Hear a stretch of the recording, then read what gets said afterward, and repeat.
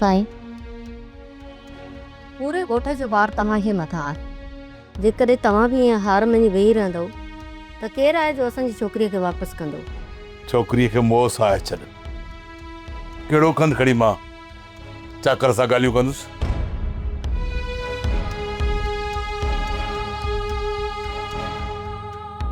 मञा थी त छोकिरीअ ग़लती कई आहे, ऐं ॿी ॻाल्हि त हुनजो ज़हनी तवाज़ुन बि सही कोन हुयो, पर हूअ असांजी नियाणी आहे, हुनखे मां कीअं साहे छॾियां?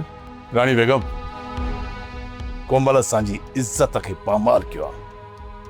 केॾो प्यार ॾींदा हुआसीं कोमल खे, कहिड़ी कमी हुई कोमल वटि जंहिंखे ठुकराए करे उहा दुश्मन सां हली वई?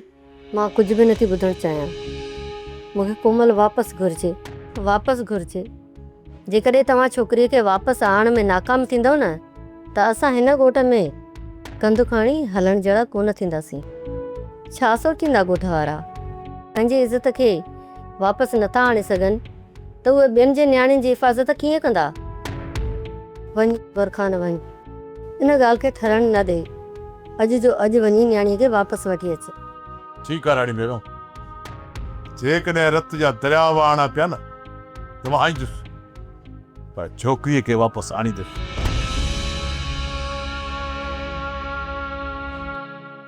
सब्सक्राइब कयो असांजो official YouTube channel Sindh TV HD drama ऐं वधीक अपडेट लाइ बेल आइकन खे क्लिक करियो।